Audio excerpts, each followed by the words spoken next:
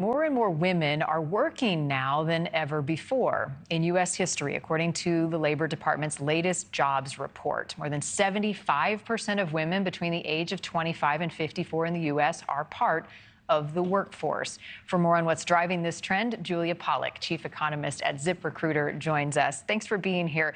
Is this because women want to work or they need to work? This is mostly because women want to work.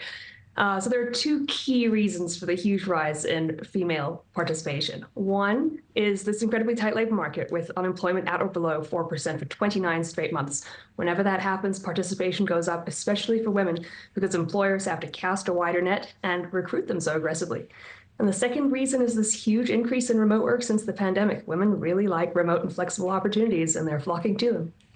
Aside from working from home at least a few days a week, what are some of the other options for flexible work arrangements right now that are allowing women to do both, be at home with the kids and work? So more than 60% of jobs in the economy cannot be performed remotely. And so in-person on-site employers have had to compete with remote employers by offering other kinds of flexibility, like part-time work, flexible hours. So we're seeing that tick up as well. In fact, the share of job postings that are for part-time work has been steadily increasing over the last few years on ZipRecruiter. And employers are doing other things too, like modernizing jobs, making them safer, making offices more hospitable and welcoming, offering more training, especially in fields that were previously male-dominated. Employers are actually going out there and recruiting women into training programs, say in the skilled trades, in manufacturing, electrical work, construction. What are some of the other sectors, Julia, that we're seeing more women go to work? Well, we're seeing two things happen. One is that the fastest growing fields are already female dominated. Those are sort of healthcare fields, medical management fields, occupational therapists, nurses, et cetera. Those are very, very rapidly growing employment fields. The other trend is that previously male-dominated fields like computer-related roles, construction, those are increasingly welcoming women. And we're seeing women's employment grow faster in those, actually, than anywhere else. Are we seeing an impact on the pay gap as more women enter the workforce? Yes, so the pay gap has gradually narrowed. The old talking point for years was that women were making 81 cents on the dollar, 82 cents on the dollar.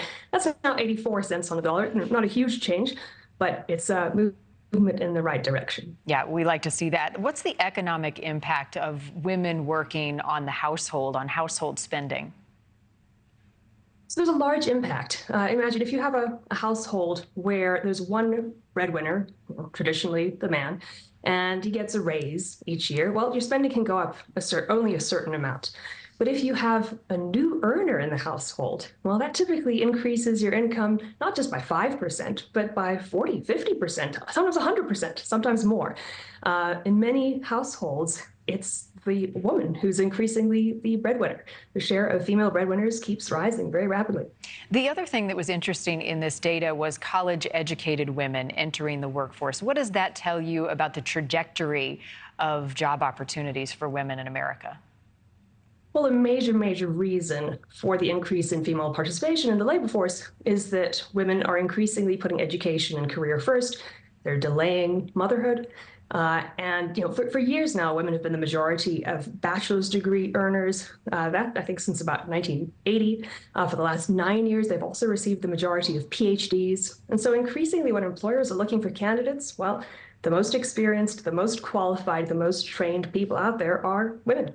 Yeah, and speaks to the importance of a college education, expensive as it has become. Julia Pollak, thank you for talking to us this morning. Appreciate the time. Thank you for watching. Go to newsnationnow.com to find NewsNation on your television provider. And don't forget to click the red subscribe button below to get more of NewsNation's fact-driven, unbiased coverage.